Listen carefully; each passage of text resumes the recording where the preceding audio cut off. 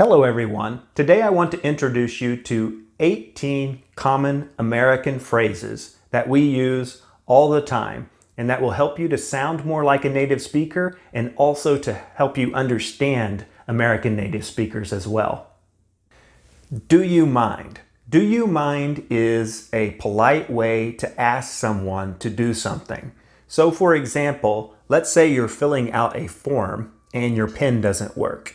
You could ask somebody else, do you mind if I borrow your pen? Do you mind if I look? The next one is, give me a break.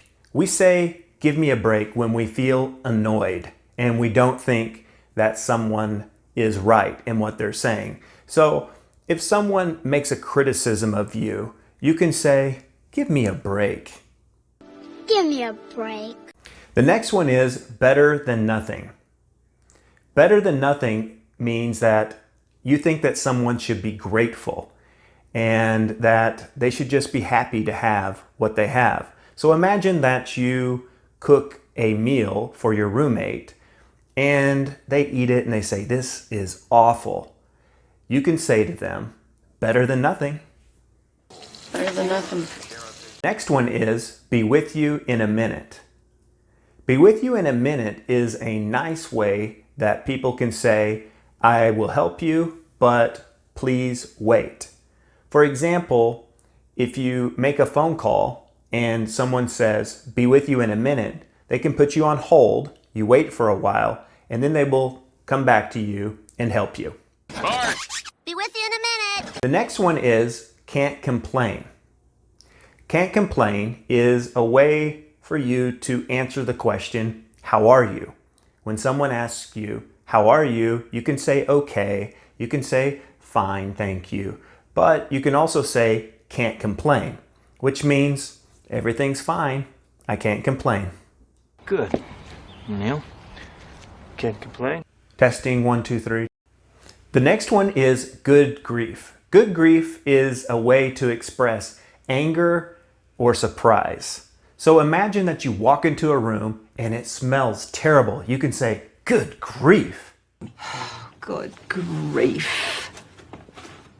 The next one is, have I made myself clear? Have I made myself clear is a way to check for understanding and to show that you mean business. So imagine that you're telling your kids not to go into a certain room. You can check for understanding by saying, have I made myself clear? Have I made myself clear? The next one is, I believe so.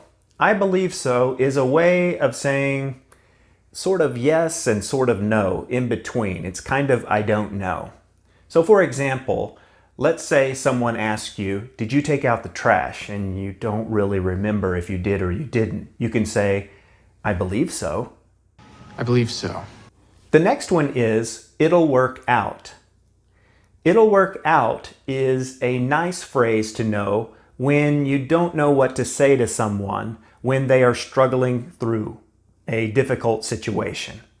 So imagine that someone's going through a breakup or a death and you really don't have any specific advice and you don't know what to say. You can always say, it'll work out. But it'll work out. I have faith in you. The next phrase is same here. Same here just basically means me too.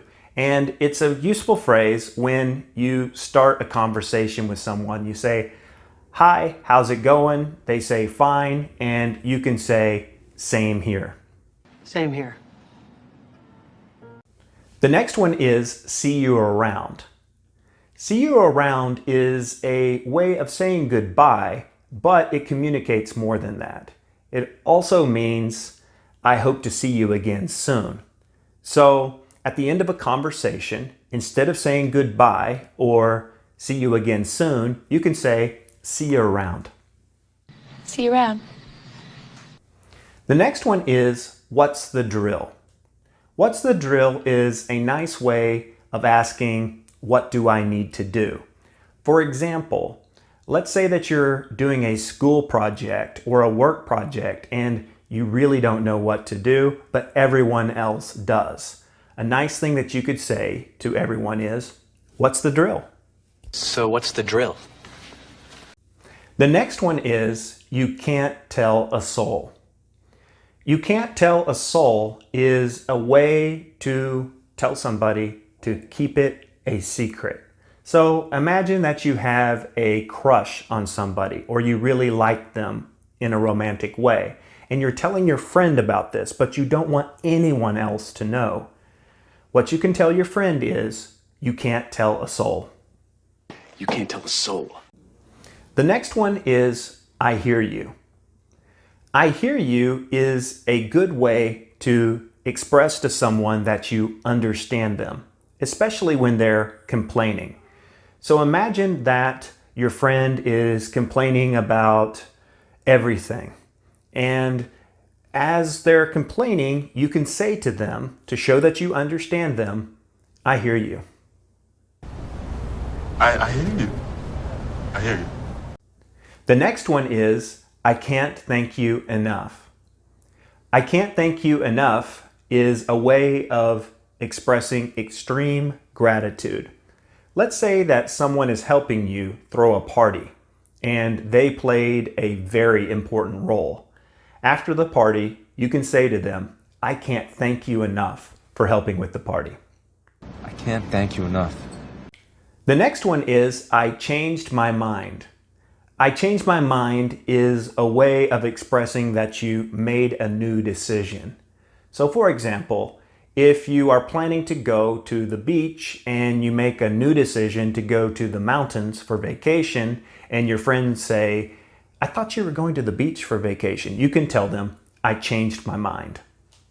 I changed my mind. The next one is, I haven't seen you in a long time.